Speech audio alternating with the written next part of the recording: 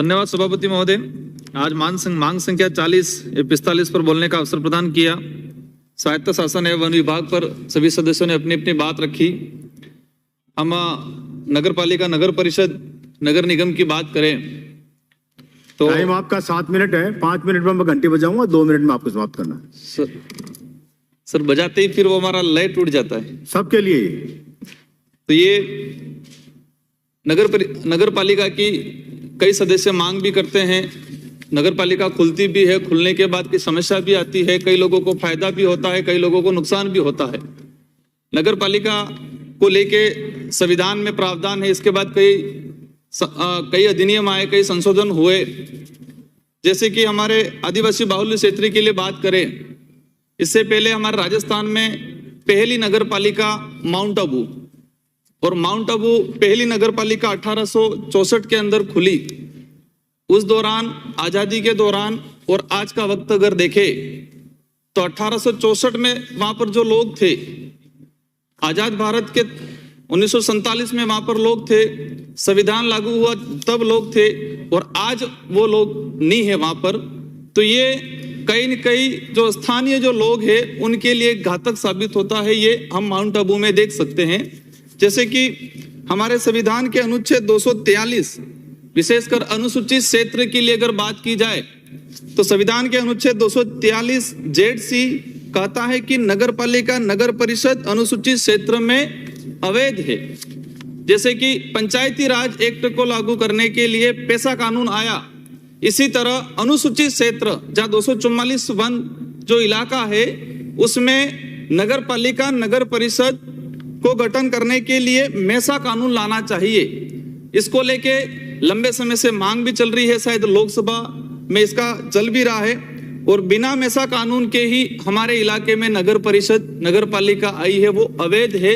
तो हम चाहेंगे मंत्री महोदय इसको देखें कि अनुसूचित क्षेत्र में किस तरह से नगर पालिकाएं संचालित हैं। नगर पालिका से अगर बात करें, आदिवासी बाहुल्य क्षेत्र में अधिकतर नुकसान हुआ है। हम लोग डिमांड तो कर लेते हैं, हो भी जाती है, लोगों को अच्छा लगता है, लेकिन नगर पालिका आई, उस क्षेत्र के अंदर जितने जो लोग रह रहे हैं, जो बिना ना की भूमि पे रह रहे हैं, जैसे नगर पालिका आई उन लोगों को अतिक्रमी माना जाता है। और ये सबसे बेस्ट अगर उदाहरण के तौर पे देखा जाए, अभी हमारे साथी ने बताया सिरोही की घटना। सिरोही में जो शिवगंज नगर पालिका है वो 1982 में बनी, 1952 में बनी, और उससे पहले से केसाजी भील करके व्यक्ति वहां रह रहा है। अभी वर्तमान में उनका पुत्र कुपाराम भील 40 वर्ष पुराना वहां पर पक्का मकान बना हुआ है, और 1980 के आसपास से उसका विद्युत कनेक्शन है। 2000 में कच्ची बस्ती नियमन के तहत उसको अधिशासी अधिकारी ने पट्टा दे दिया, लेकिन 2010 में राजनीतिक कारणों से नगर परिषद में झूठा प्रस्ताव लेके उस पट्टे को खारिज कर दिया गया। मतलब जहां नगर पालिका 1982 में आई, उससे पहले का व्यक्ति है, और उस व्यक्ति के पुत्र को और उसके पौत्र को आज तक पट्टा नहीं मिल पाया। और उसी राजनीति, इसी कारण से आज कार्तिक भील की हत्या हुई, और आज तक उस पट्टे की न्याय के लिए जिला कलेक्टर सिरोही के बाहर उसका परिजन, छोटे छोटे बच्चे आज भी धरना दे रहे हैं। और राज्य सरकार मंत्री जी को भी अवगत कराया है, लेकिन इसके बारे में आज तक, और हम दावा कर रहे हैं, हमारे राजस्थान के मुख्यमंत्री जी कह रहे हैं कि हम शहर में रहने वाले लोगों को पट्टा दे रहे, 2 साल पहले है, कभी आए नहीं, उसको पट्टा दे रहे, लेकिन जो आजादी से पहले बैठा हुआ व्यक्ति को आज तक पट्टा नहीं मिल पाया। सरकार इस पे गंभीर हो।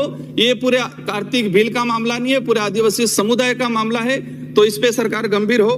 माननीय सभापति महोदय, डूंगरपुर जिले की अगर बात करें, पेरापेरी क्षेत्र हमारे साथी ने भी बताया, पेरापेरी क्षेत्र के अंदर जो ग्राम पंचायतें आ रही है, अब पेरापेरी क्षेत्र जो बढ़ाया जा रहा है, तो क्या पेरापेरी क्षेत्र बढ़ा रहे हैं तो क्या हमारे शेड्यूल एरिया के लिए TSC जो बनी है उसमें कोई प्रस्ताव लेते हैं? क्या शेड्यूल एरिया का जो प्रावधान है इसका कोई प्रभाव है कि नहीं है? क्या ये जो गतिविधियां करने से कई शेड्यूल एरिया के जो अधिकार है उस पर प्रभाव क्या पड़ रहा है? इसके बारे में हमारे जो नगर पालिका है, नगर परिषद है, वो गंभीर नहीं है, अधिकारियों को भी इस बारे में ज्यादा अवगत नहीं है। माननीय सभापति महोदय, वन विभाग की अगर बात करें, कहते हैं जल है तो जंगल है, जल है और जंगल है तो जीवन है। और बात करें हम सुकून के लिए, आज आधुनिक युग में जंगल की ओर जाते हैं। कोरोना गाइडलाइन, कोरोना आया, कोरोना के आते ही सब लोग गांवों में भागे, जंगलों में भागे सुकून के लिए। आज अगर बात करें हमारे भारतीय वन अधिनियम 1927, इसके बाद कई अधिनियम आए। माननीय सभापति महोदय, इस बारे में मैं, आपने घंटी बजा दी, मैं कहना चाहूंगा कि आदिवासी बाहुल्य क्षेत्र में जो ये 1927 जो अधिनियम जो आया, उसके बाद के अधिनियम को लेके रामकृपाल भगत वर्सेज बिहार 1959 एक जजमेंट आया और उसमें कहा गया कि ट्राइबल जो इलाका है उसमें फॉरेस्ट के जो नए जो अधिनियम आए हैं, नए जो कानून है, आप सीधे तरीके से लागू नहीं कर सकते। अभी भारत सरकार, भाजपा की सरकार है और फॉरेस्ट एक्ट 1947 में संशोधन करने की बात कर रही है और उसमें कई नए संशोधन ला रहे हैं जो वन विभाग में रहने वाले ट्राइबल लोगों के लिए घातक हैं।